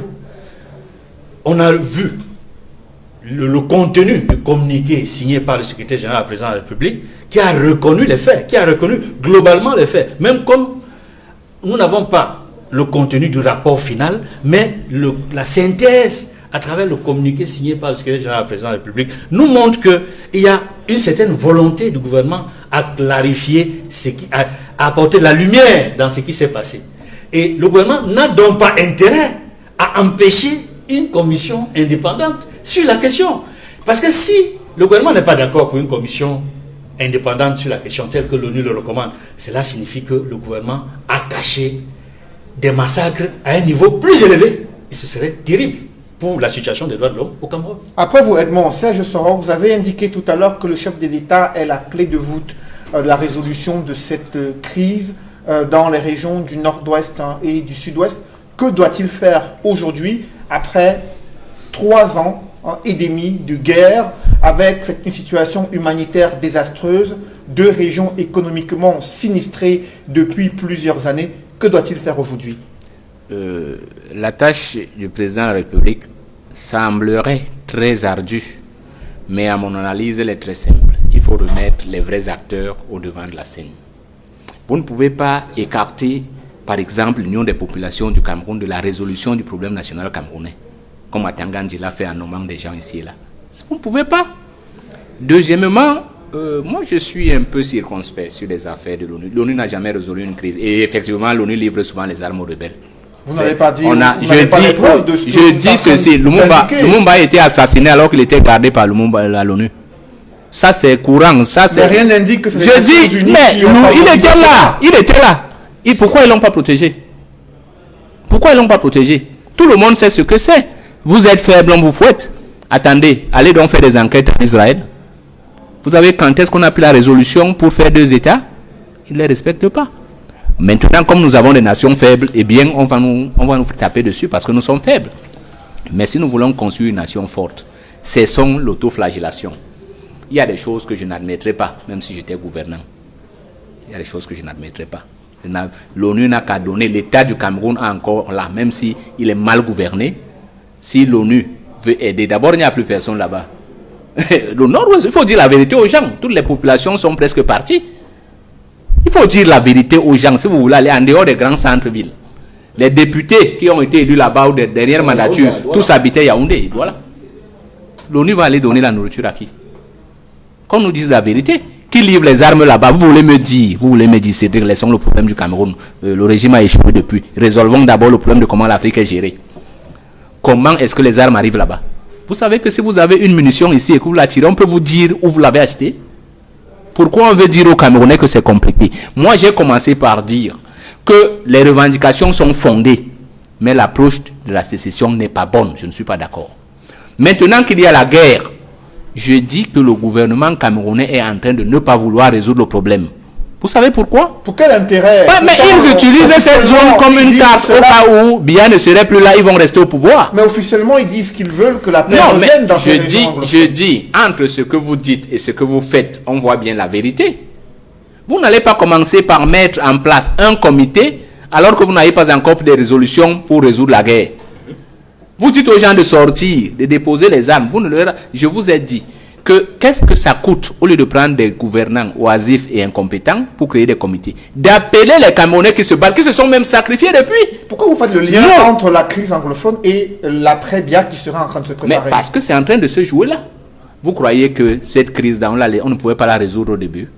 Vous avez vu comment ça avait commencé? Nous, je me souviens à l'UPC, avant que les grèves ne commencent, on avait écrit qu'il faut vite un dialogue national parce que le Cameroun, je me souviens sur un plateau, et je crois nous avait interpellé pour nous demander pourquoi on disait ça. J'avais dit que le Cameroun est au bord de l'implosion sociale et d'une guerre civile. Je crois 2 semaines après, la crise a commencé au Nord-Ouest. Mais c'est visible, je vous dis ici à Douala, si nous ne faisons pas attention, nous allons nous réveiller un matin, le pays sera à feu et à sang à Douala. Mais regardez, quand vous mettez des gens qui sont diplômés, qui sont des pères d'enfants, qui ont des qualifications avérées, pour qu'ils deviennent des simples vendeurs de puces de téléphone, conducteurs de moto-taxi, vous vous attendez à quoi? Ce sont des emplois là-bas? Un pays qui abandonne ses enfants dans la rue? Non, il faut que le président Biya accepte et ait le courage de son âge. Il a dit qu'il a la force de l'expérience et la faiblesse de l'âge.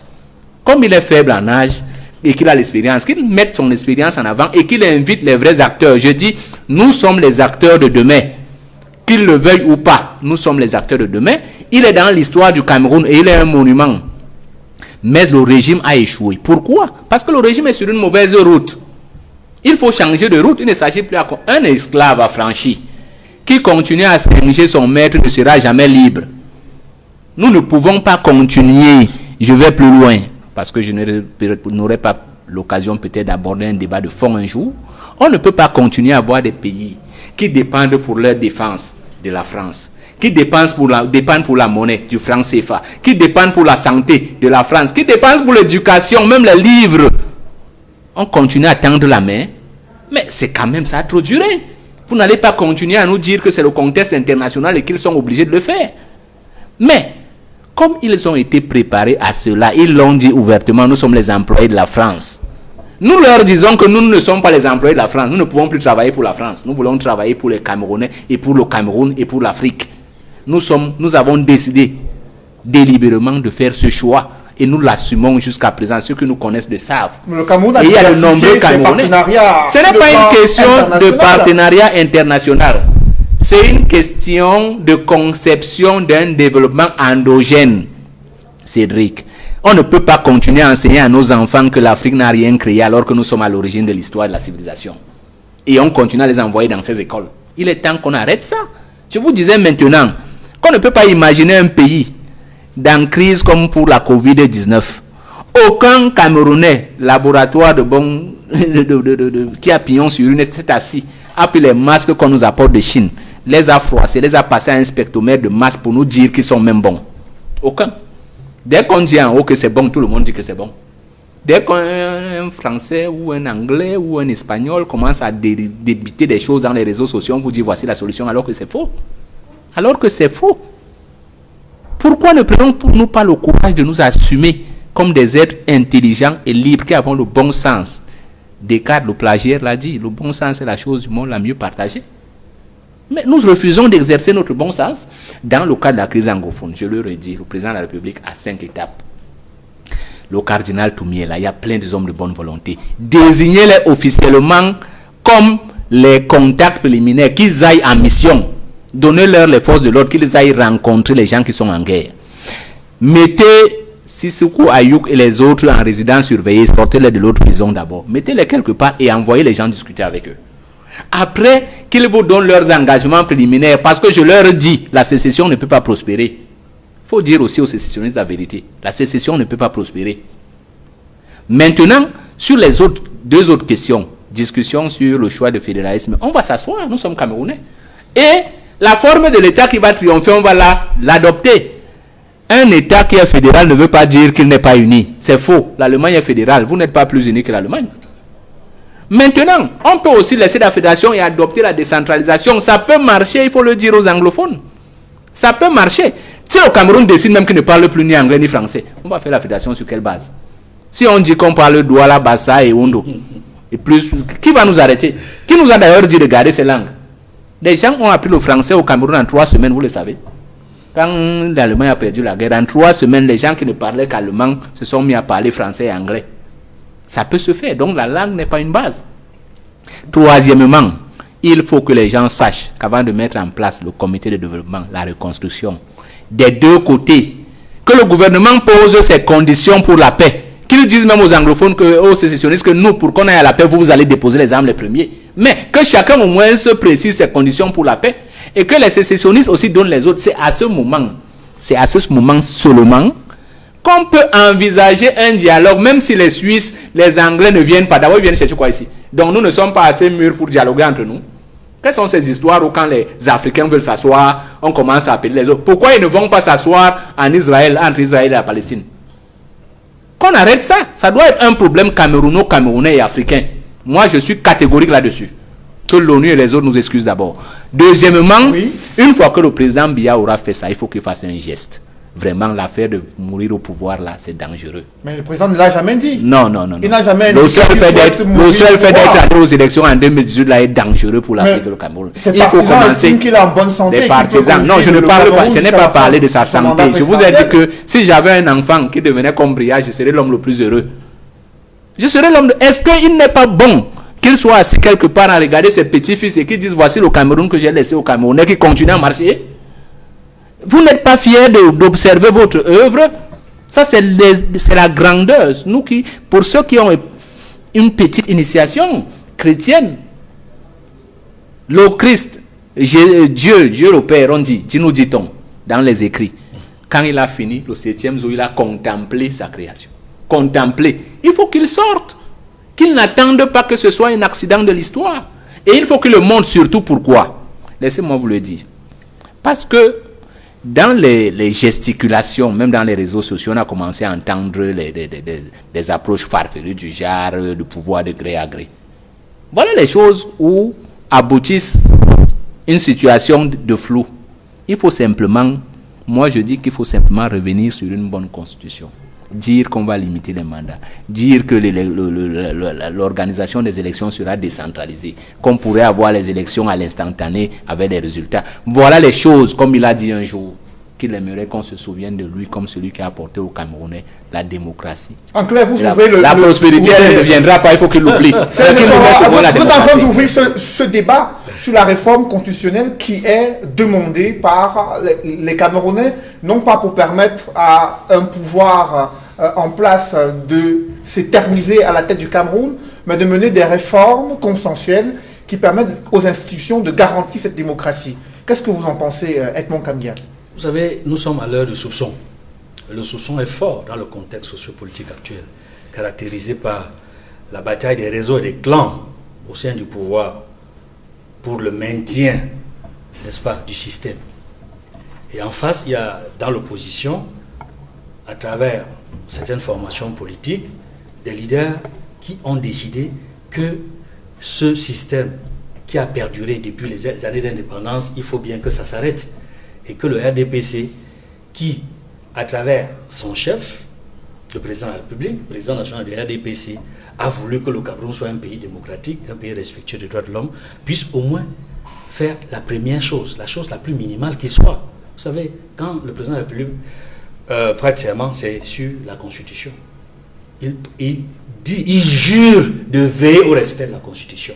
Or, si c'est la Constitution qui doit être tripatouillée en fonction de sa volonté de perdurer au pouvoir, de s'éterniser au pouvoir, sans tenir compte des aspirations démocratiques des Camerounais, je pense qu'il y a quelque chose qui ne va pas. On ne peut pas vouloir une chose son contraire.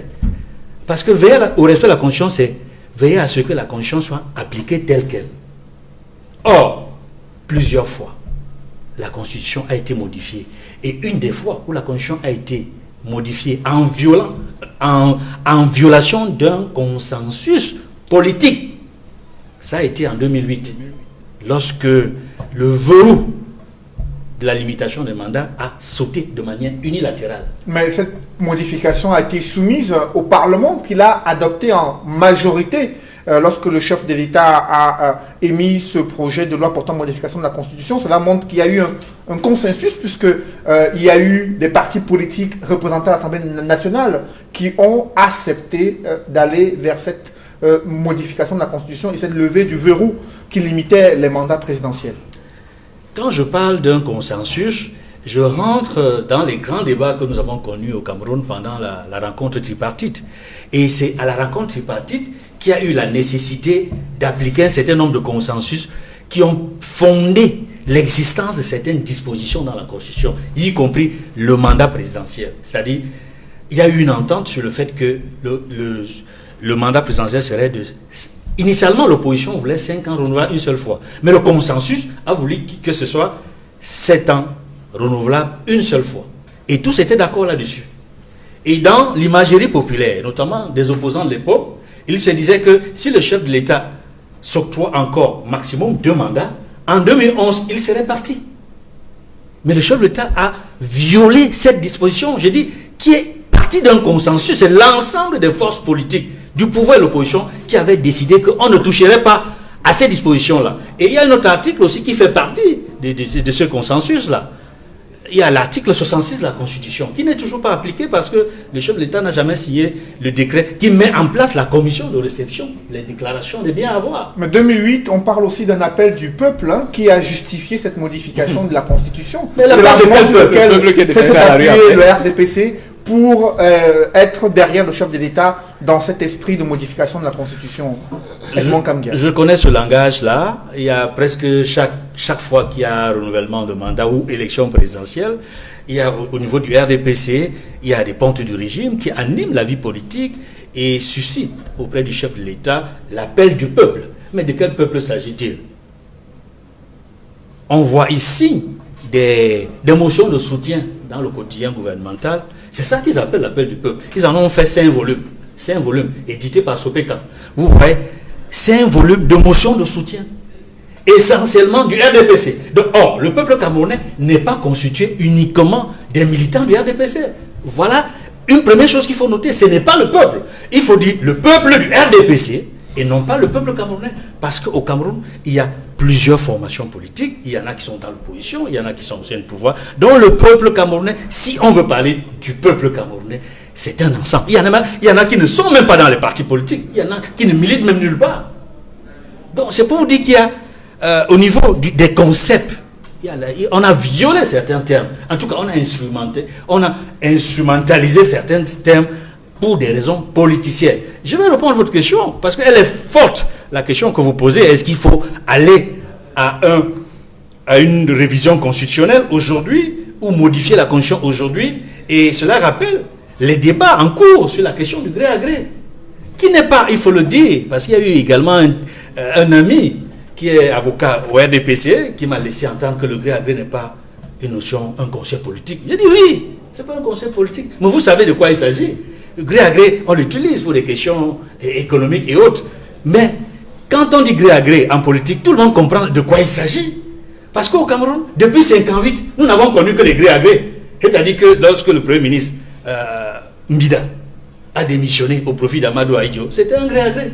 Lorsque, en 1982, Paul Biya succède au président Amadou Ahidjo, c'est un autre gré à gré, puisqu'il avait fait en sorte que la Constitution prévoit que le Premier ministre, que Paul Biya était déjà en 1975, en 79, il y a eu cette modification qui lui a permis de succéder constitutionnellement au président de la République. Et le danger aujourd'hui, quand on parle de gré à gré, c'est que il y a des petits malins, je préfère dire ça ici, qui sont aux côtés du chef de l'État, qui veulent l'amener à faire passer un projet de loi qui permette qui est la création d'un poste de vice-président, qui annule tous les effets, tout le contenu et les effets de l'article 6 alinéa 4 de la Constitution, qui prévoit que c'est le président du Sénat qui peut assurer l'intérim et permettre plutôt à un vice-président d'achever le mandat du président de la République et éventuellement, au cas où le président de la République démissionne de ses fonctions, que ce soit le vice-président qui continue. Et c'est ça qu'il faut comprendre par gré à gré.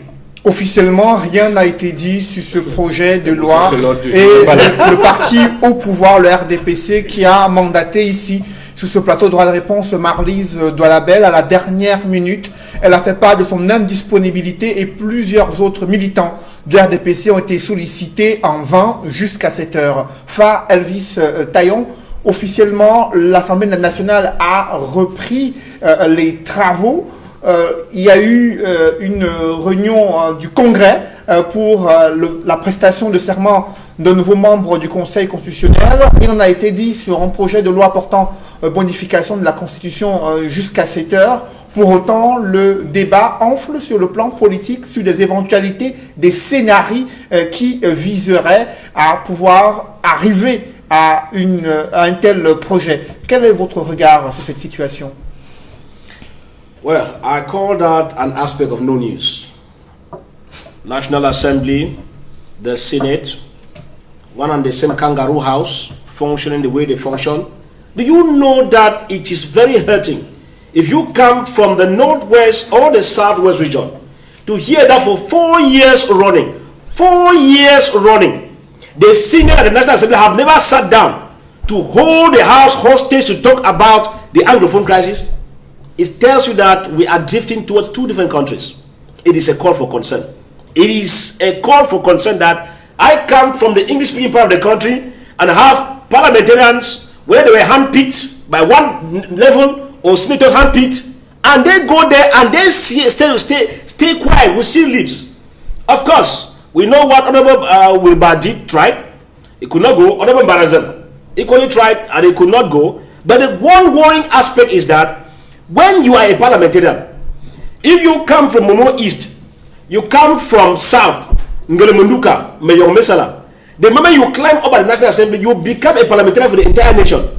Meaning that the problem that affects far north region with Boko Haram is supposed to be a concern, just like the problem that affects northwest, southwest.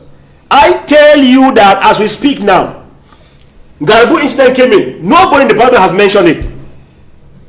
Civilians killed in Bui recently, nobody has mentioned it. And the war is raging on and on. They are only interested in their extra allowances and in putting in place members of commissions, members that have been appointed in the various departments of the National Assembly and the Senate. Is that the kind of law house we expect in this country? I don't think so. Because if we're talking, if we had a credible house in this country, they should have been able to hold the session hostage. I would have expected an MP from the far north Marochanaga division to say, no, attends ici. Il faut qu'on résume l'affaire de Christ anglophone. Ici, avant d'autres affaires. But they stay mute. Is to tell you that there's a carefully calculated attempt, as I am believing, that même si meurt là-bas, on s'en fout. I am sorry to say that. They are listening to me there in Yaoundé. What are they doing at the National Assembly? Desperate problems need desperate solutions. Even if you have an agenda, there was a lot of the last sessions of the Assembly last year when they tried bringing in the problem and Kamanyege Djibril said no. Nous ne sommes pas ici, nous sommes pour le budgétaire. On va traiter ça après. Now we have had après. Let me tell you that it tells me that we are two different people in this country. Because I feel the pinch from the northwest and the southwest. That's why when CRM says no to the war in the northwest and the southwest, people take it for granted. When we talk about National Assembly, parliamentarians, what are they doing there now? The killings in the northwest, southwest, both soldiers, civilians, armed fighters and all. What interest is this? If you hold laws that you will come and, just like my brother here from UPC said, people have escaped from the northwest, southwest. I am telling you, if you go, there's a shift. Those from the far north, northwest and far north, southwest have moved to other towns like Kumba and Manfe. Those who were originally in Manfe are now in Boya. Those who are in Boya are now in Douala or Yaoundé. If you go to Bamenda, in Nwa, and the other areas, those who are in Nwa have moved to Kambe. Those who are in Kambe have moved up to Bamenda. And other places like Indop, Benakuma and other like. Those who are originally in Bamenda like us escaped to Douala. Parliamentarians, mayors are now in Yaoundé. And the very parliamentarians who have bought houses, many of them, carry out the research. Many parliamentarians and senators have bought houses in Yaoundé now. They are permanent site. Mayors are moving now with stamps in their hands. When you want to carry a contract or you want to sign a document, you meet them, they call you, where are you? You say, I'm in Yaoundé. Meet me this day. And you come there, they sit in a hotel, sign a document, they give you a small money, you drink Mimbo, and you go. That is the kind of kangaroo government we have. So if we are talking about the parliament and the June session here, I don't see that agenda, apart from slashing of the budget 11% to suit what we call the current COVID-19 issues. At the end of it, Cedric, we should be honest because some of us have been taken as dogs. Of course, a governor in the Southwest region called some of us dogs. That one is on tape. And where we are now, we think that if we are talking about vivre ensemble, on va pas tenir des propos injurieux et déplacés. If we are talking about vivre ensemble, on a quand même vu ces parlementaires se sont réunis en fin 2019 pour mettre sur pied cette fameuse loi sur la décentralisation. On a vu des initiatives de certains députés SDF, PCRN et UDC qui ont tenu à faire un peu sur la crise anglophone. When you talk about digitalization, the truth is that it is a ping-pong game. Should I call a soothsayer to interpret it for you? No. Because the problem with the Anglophone crisis, the form of state is present. And if you look at the laws on decentralization, it is a law of centralization that comes in disguise.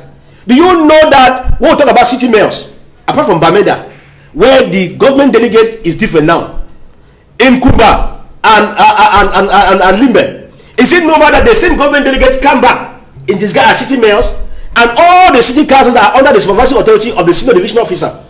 What kind of decentralization are you telling me here? The same system, name changed, the name has changed, but the system is put in place, and they look us for fools. Mr. Nufele, Anglophones are no longer fools as Yaoundé regime thinks. Because not only Anglophones. Oh, sorry. Yeah, thank you. People like UPC are accepted. The law is the same. People like FRC and other like, we are no longer fools because when we talk about decentralization, Mr. Nufele, why is it taking long since 1996 to be applied to today? It is a carefully calculated attempt. I heard you citing the Limbe Gypsy port that has been accorded to us and blah blah blah blah blah blah. Citing is one thing, according the advantages and its operation is another. Therefore, in a kangaroo system, the Yaoundé regime want to make us feel that they are thinking of us. I think that, Mr. Nufele, we must do everything because this is the time, if we have a credible parliament, a credible senate, this is the time they should call on the ministers that be to address the Anglophone crisis because how long shall we continue dying? 4 years now, parliament has been holding 3 times per year, 3 times 4, about 12 times we have been holding, without resolving the Anglophone crisis. And we are still here in another June session. What are they doing there? Après vous, Elvis, j'aimerais, avec la réaction de Serge Soros, ce Parlement qui s'est réuni ce mois de juin 2020, depuis près de 3 ans et demi de guerre dans les régions anglophones, aucun débat parlementaire sur cette crise. Pour autant, ce Parlement s'est réuni en fin 2019 pour adopter une loi portant sur l'accélération de la décentralisation et l'introduction de ce fameux statut spécial des régions du Nord-Ouest et du Sud-Ouest. Pensez-vous qu'aujourd'hui, ces députés, ces sénateurs peuvent jouer une action importante pour amener le gouvernement à prendre les décisions décisives, les décisions indispensables pour amener la paix au Cameroun? Non, dans ce système, ils ne peuvent pas, parce que tous les pouvoirs sont présidentiels au Cameroun. Vous savez que le président peut dissoudre l'Assemblée. D'ailleurs, l'Assemblée ne connaît pas son ordre du jour. Donc là, il faut d'abord le dire clairement aux Camerounais. C'est pour ça que nous disons que la bataille devrait être longue. Et les gens ne devraient pas perdre patience du fait du contexte difficile. Parce qu'on aurait dû fragiliser ce régime avec l'enthousiasme qui était sorti des élections présidentielles. On aurait pu le fragiliser en allant aux dernières élections tous. Mais bon, les choses se sont déroulées comme elles se sont déroulées. Moi, je n'attendrai rien de cette assemblée. Parce que déjà, il y a les députés camerounais pour la plupart. Les gens viennent, on s'arrange souvent à écarter ceux qui peuvent même faire le travail pour recruter des opportunistes de circonstances et faire croire aux Camerounais que c'est des nouveaux leaders. Ils ne peuvent pas. Parce que moi, à l'Assemblée, j'aurais peut-être d'abord demandé qu'on réduise les indemnités, y compris la mienne si j'avais été élu. À quoi ça sert à un député d'avoir autant d'argent pour travailler 4 mois? Et en plus, qu'est-ce que c'est que cette histoire de micro-projet? Est-ce que c'est les députés qui doivent faire les investissements? Les députés camerounais ne représentent pas le peuple camerounais. Ils représentent leur famille. Et vous connaissez leur principale activité. C'est faire des marchés publics et des trafics d'influence. Citez-moi un seul exemple d'un acte pris par les députés qui soit allé dans le sens des Camerounais. Aucun. Ils attendent. Et ils attendent que parce que c'est le gouvernement qui les met aux ordres. Aucun ne peut s'opposer. Voici une situation réelle depuis 4 ans. Pourquoi les députés ne refusent pas de siéger en disant que si on n'amène pas la question anglophone ici, pourquoi on en débatte au moins? Mais en 2017, il y a eu des députés RDPC qui ont adressé une non, correspondance. Non, c'est parce que les députés SDF demandaient à ce qu'il y ait une libération des acteurs qui avaient été interpellés au début. Non, c'était une façade. N'oubliez pas. Les tensions. N'oubliez pas qu'il y avait un jeu. Le SDF insistait pour que la question soit inscrite à l'ordre du jour. Oui. Le RDPC est majoritaire. Si le RDPC voulait vraiment, il n'avait pas que quelques députés pour le faire. Kaba Yege est président de l'Assemblée du RDPC, non. Il a le droit, il peut faire un ordre du jour. Quand il y a un retard. Parce que là, le gouvernement est fort clos. On doit leur donner l'ordre du jour 15 jours avant au minimum. Au minimum. Et quand ils n'ont pas ça, la loi prévoit qu'ils peuvent siéger et décider de ce qu'ils vont mettre dans leur débat. Ils peuvent même corriger l'ordre du jour. Mais je vous dis que ces députés sont là. Tous font des marchés publics. Allez vérifier. Tous, dès qu'ils sont élus, ils veulent recruter des gens. Voilà, on a dit qu'on veut leur acheter des voitures. Ils font quoi avec les voitures? Ce sont les avantages prévus par la réglementation. Dans un pays en crise, où nous sommes en train de demander de l'aide pour aider, pour soigner des gens, ils ne sont pas, s'ils aiment vraiment les Camerounais, s'ils sont élus pour les Camerounais, ils ne peuvent pas décider que 25% de ce qu'on leur donne gratuitement, qui ne sert à rien, rentre dans les caisses de l'État pour aider le peuple camerounais, qui les a élus, disent-ils. Moi, je ne compte pas sur eux. Moi, je dis ceci. Les citoyens camerounais, parce qu'il n'y a que 6 millions d'électeurs, il faut, voici le moment, n'attendons pas demain. Ne nous laissons pas endormir par les gens qui disent que le contexte est tellement verrouillé que le régime ne peut pas tomber. C'est faux. Si les Oumniobé ont milité sous la colonisation et ont fait avancer le débat, ce n'est pas le RDPC qui peut nous battre. L'un des jeux consiste souvent justement à dire aux gens, n'y allez pas, tout est verrouillé. C'est faux. Il faut que les gens aillent s'inscrire. Que le moment venu, on sanctionne ces gens-là parce qu'on en a assez. Mais je continue à dire que nous avons une possibilité de sortir et de montrer aux Africains que des Africains peuvent faire autrement. Et cette solution est entre les mains du président de la République. Je ne manquerai pas de le lui dire chaque fois que j'aurai l'occasion. Le chef de l'État a entre ses mains les clés de la solution et du bonheur des Camerounais. Je lui redis que si la prospérité s'est éloignée du fait des conjonctures, la démocratie au moins est encore accessible. On a commencé, avançons encore un peu. Et au-delà de la question politique, il y a la crise sanitaire que subit le Cameroun et le chiffre du jour, 9 572 cas positifs au Covid-19 à la date du 13 juin 2020, 275 décès et 5 570 cas guéris au Cameroun. Avec vous, Edmond Kamgia, le Cameroun qui va bientôt franchir la barre de 10 000 cas positifs au Covid-19 en l'espace de 3 mois que la pandémie frappe de plein fouet le Cameroun. Comment analysez-vous cette évolution, cette progression de la pandémie? La progression est vertigineuse et elle est liée en partie à l'assouplissement des mesures qui avaient été prises au départ par le chef du gouvernement, avec la réouverture des débits de boissons après 18 heures, les snack bars, les restaurants et autres. Il y a eu également, je parlais tantôt de la cacophonie gouvernementale qui faisait en sorte que certains ministres n'accompagnaient pas de manière efficace le ministre de la Santé dans sa mission de lutte contre le coronavirus. Mais aujourd'hui, il faut dire qu'avec cette montée vertigineuse, on s'achemine, selon certains experts, vers ce qu'on appelle le pic. Le pic, ce sera 10 000, 15 000, 20 000. Attendons de voir. Mais il me semble aujourd'hui, surtout avec le retour des enfants dans les salles de classe, du primaire, du secondaire et de l'université, il faut s'en inquiéter. Il faut véritablement s'en inquiéter avec le nombre sans cesse élevé de personnes testées positives. C'est une des raisons pour laquelle j'estime qu'il y a une mesure qui a été avancée par le gouvernement qui vise à décentraliser davantage les tests. Je souhaite que cette mesure soit renforcée, la décentralisation des tests, et qu'au niveau de chaque commune d'arrondissement, qu'il y ait suffisamment de tests qui puissent permettre de tester le maximum des populations pour que la prise en charge soit le plus rapide possible dès lors que quelqu'un est testé positif.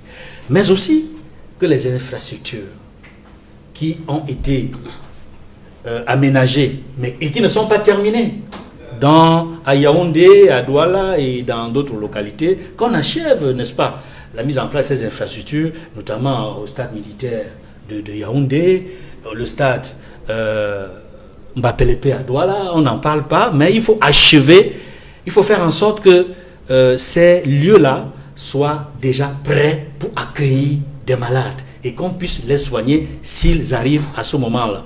Parce que je disais donc tantôt qu'avec le retour des enfants dans les salles de classe, je suis très très inquiet parce qu'on n'a pas pris le temps de faire en sorte que les enseignants qui ont plus de 50 ans, plus de 60 ans, en tout cas les enseignants âgés soient testés.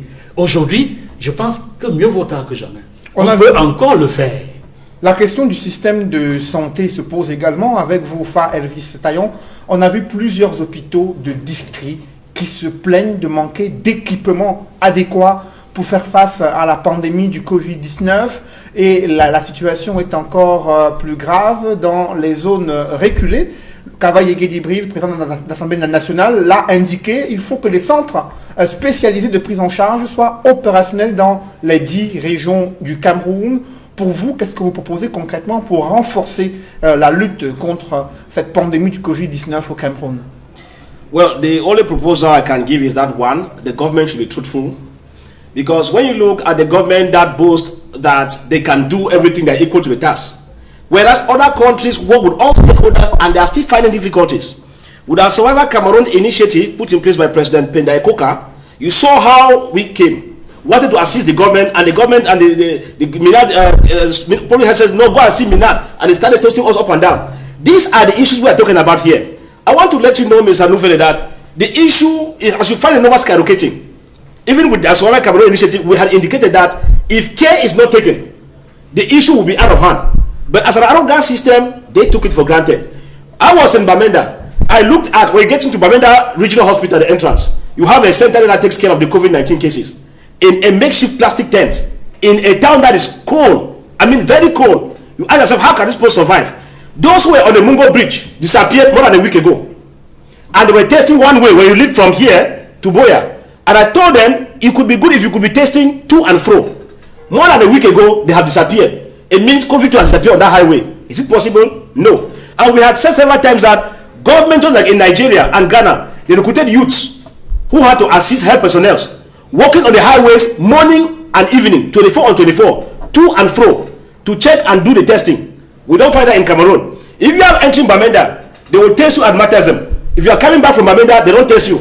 Meaning that they don't know that there is COVID tested already in Kumbo. There is COVID in Bengui. There's COVID in Bamenda, and they are not aware that you can take COVID from Bamenda, you come and contaminate again here in Douala or other towns. So you see, the government has lost stamina. They have nothing to offer.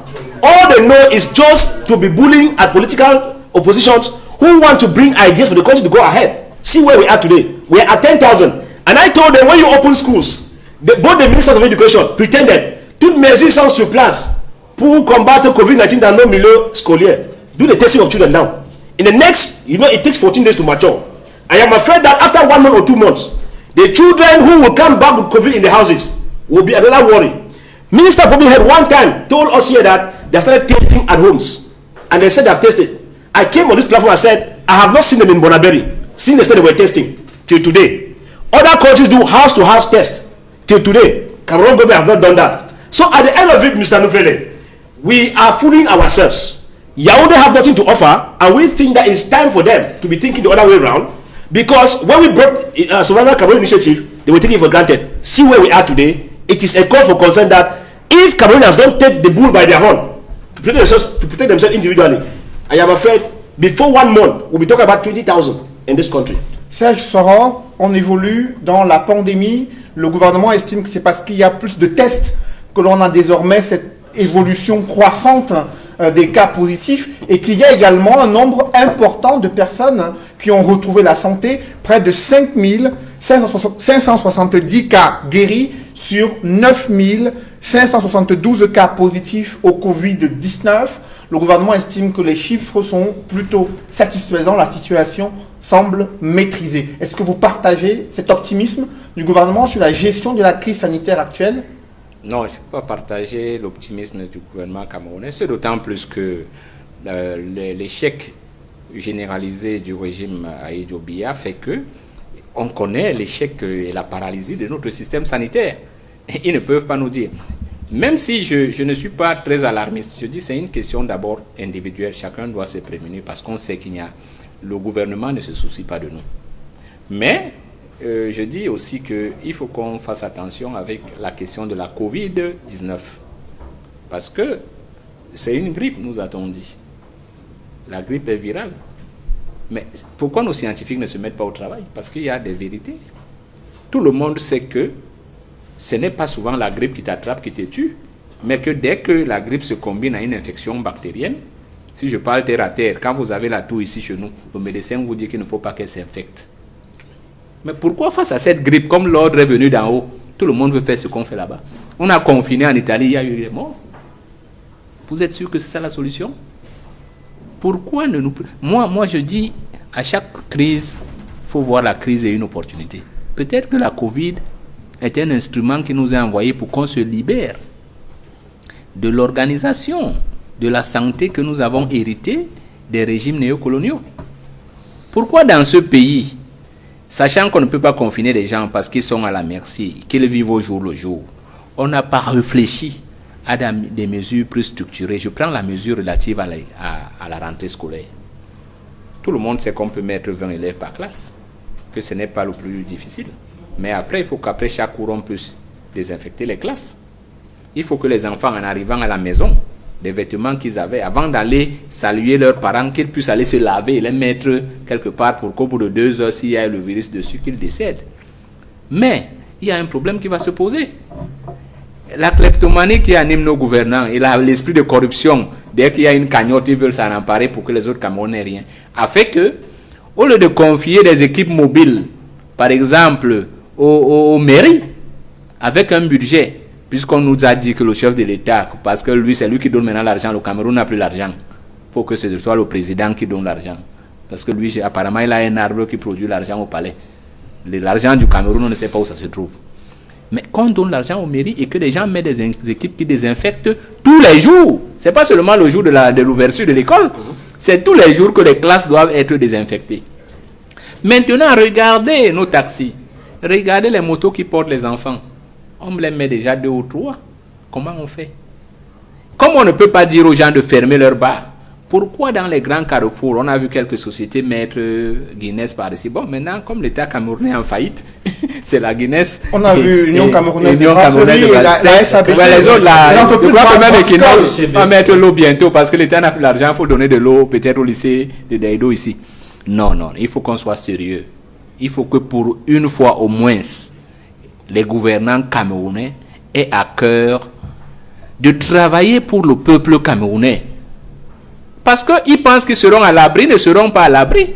Ils pensent qu'ils vont aller se soigner ou ils vont souvent se soigner en tuant le système de santé local. Non, ça ne va pas être continu. À un moment donné, les autres vont vous dire qu'ils n'auront plus besoin de vous. Il est temps que dans chaque hôpital de district, par exemple, on ait un équipement adéquat pour prendre en charge cette maladie qui apparemment est même une maladie tropicale. Donc, nos médecins, s'ils osent, ils pourront même avoir des compétences beaucoup plus avérées pour la prise en charge. Quand on vous dit que les gens sont guéris, pourquoi on ne dit pas aux Camerounais quel est le protocole qu'on leur a appliqué? Parce qu'on nous dit 2 discours, que vous pouvez guérir seul. On vous dit même souvent de rester chez vous. Quand on dit que vous êtes guéri, est-ce que ça veut dire qu'on vous a guéri? C'est-à-dire qu'on vous a soigné?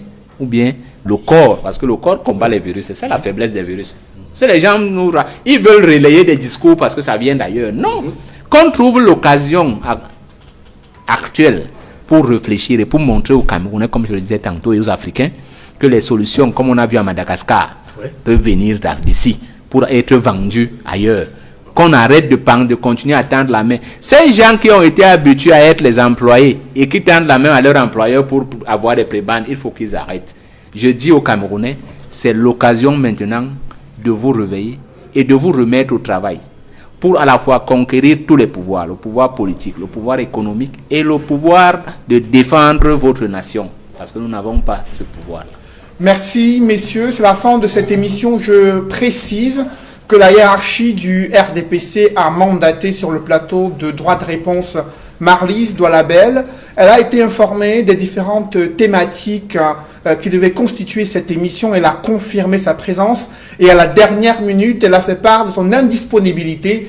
Plusieurs autres militants du RDPC ont été contactés en vain pour participer à cette émission de droit de réponse. Messieurs Edmond Kambia, merci d'avoir participé à ce débat. Merci également à vous, Falvis Taillant et Serge Soran, d'être venus sur le plateau de droit de réponse. Mesdames, messieurs, c'est la fin de cette émission. Merci de l'avoir suivi et merci de rester sur Equinox Télévision.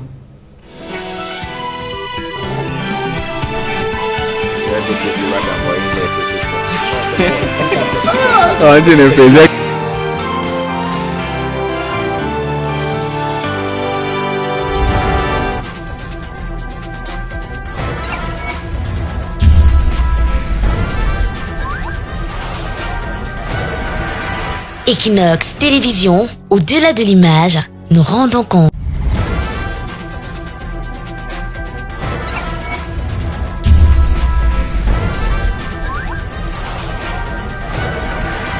Equinox Télévision, au-delà de l'image, nous rendons compte. Sur Equinox Télévision.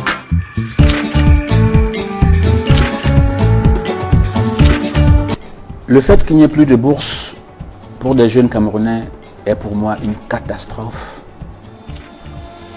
académique. Le dimanche s'illumine sur Equinox Télévision, c'est dimanche avec vous. Roland Atangana, je t'avais dit. Dimanche avec vous, c'est chaque dimanche. Quand je te vois, je perds la tête. Chérie Coco, sans toi ma vie n'est rien. Dimanche avec vous. Est-ce que cela fait de vous Nigériane? Pas du tout. Voilà. Je suis née au Nigeria, à Ibadan, très précisément, de 2 parents camerounais. Une balade enrichissante et relaxante avec des invités de poigne. Chargé de proposer des solutions, des réponses à ces récriminations. Ouais. Retrouvez Esther Mayel tous les dimanches à partir de 14h. If you suspect you may have a coronavirus infection, please call your healthcare provider in advance and let them know you are coming. This can help them be prepared. WHO recommends preventive measures to reduce your risk. Wash your hands frequently.